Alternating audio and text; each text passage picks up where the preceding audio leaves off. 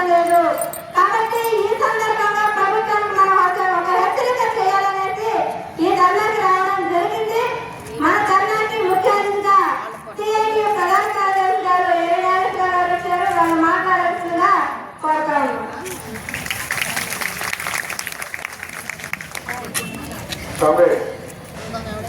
ఇవాళ ధర్నాలో పాల్గొంటున్న మీకందరికీ సిఐటియు రాష్ట్ర కమిటీ తరఫున అభినందన. కనీస వేతనాలు 26,000కు పెంచాలని,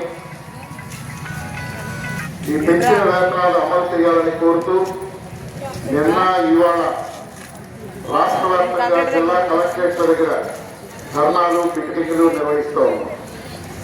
రాష్ట్ర ప్రభుత్వం వెంటనే స్పందించి 26,000 కనీస వేతనంగా నిర్ణయించాలని, వర్కర్లైన అంగన్వాడీలు, ఆశాలు, మధ్యాహ్న భోజన పథకం, వీఓఏలు, ఆర్పీలు, స్కూల్ శానిటేషన్ స్వీపర్లు, వాచ్మెన్లు ఇలా స్కీముల్లో పనిచేస్తున్న వాళ్ళు మనతో పాటుగా ఇతర స్కీములు కూడా ఉన్నాయి.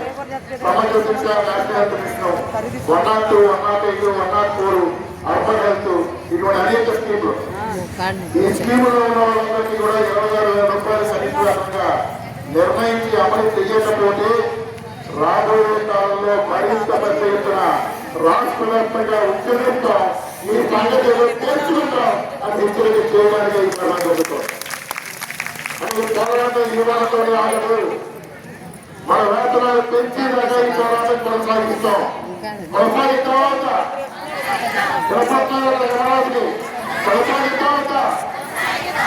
ఈ హెచ్చరిక ప్రమాదిస్తూ ఉన్నాం. రాష్ట్రంలో చంద్రబాబు నాయుడు గారు తెల్లారి వెళ్తే అభివృద్ధి మాట్లాడుతూ ఉన్నాం. 2047 కల్లా మన ఇంట్లో ప్రతి ఒక్క ఇంట్లో ఒక్కొక్క పారిశ్రామికవేత్తని అని ఒక్కొక్క పెట్టుబడిదారులు తయారు చేస్తారు. మేము అడుగుతూ ఉన్నాం, ఇక్కడ కనీస వేతనాలు ఇవ్వకుండా, ఆ స్కీమ్ వర్గాలు కనీస వేతనాలు ఇవ్వకుండా 3,000, 6,000, 7,000, 11,000 వేతనంలో ఎట్లా పెట్టుబడిదారులు తయారు చేస్తావు? ఈ నెల గౌరవం మాట్లాడడానికి సభ చేస్తాం. 2040 పెట్టుబడిదారు మొన్న 2040 దాకా నేను బతకాలంటే మాకు తిండి కావాలి. ఆ తిండి కావాలంటే కనుక వేతనాలు పెంచాలి. అంటే నువ్వు మాట్లాడి కల్వకల్లి మాటలు ఆపి వెంటనే మా వేతనం కనీసం 26,000 ఇవ్వండి కోరుతూ ఉన్నాం.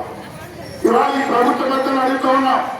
మనకు వచ్చే వేతనం 3,000, 6,000, 10,000, 11,000 రాస్తుంది. ముఖ్యమంత్రిని కానీ లేదా ఉప ముఖ్యమంత్రి కానీ లోకేష్ కానీ ఒక్కరోజు బదిలీలు పట్టుకోనండి మేము ఛాలెంజ్ చేస్తూ ఉన్నాం. ఇవాళ మీ నిర్వాహకం వల్లే ధరలు పెరిగాయి. అవునా కదా? ప్రభుత్వం వల్ల ధరలు పెరిగాయి. వేరే రకంగా ప్రభుత్వాల నిర్వాహకం వల్ల ధరలు పెరిగాయి. ఇవాళ ప్రభుత్వం నిర్వాహకం వల్ల ఛార్జీలు పెరిగాయి. ఇవాళ ప్రభుత్వం నిర్వాహకం వల్ల కరెంట్ ఛార్జీలు పెరిగాయి. ప్రభుత్వం నిర్వాహకం వల్ల గ్యాసులు, డీజిల్ పెరిగాయి.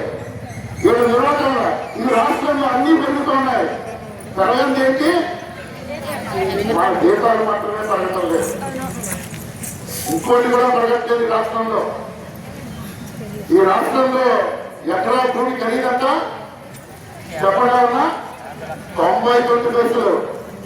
ఎకరా భూమి 99 పైసలు. ఈ భూమి ధర ఎవరికి పెరగలేదు?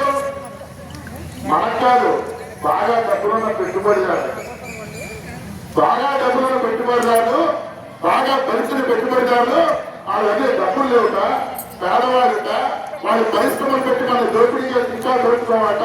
అందుకని వాళ్ళకి 99 పైసలు అనేవి ఎక్కడ మనకు కూడా 99 పైసలు ఎకరం.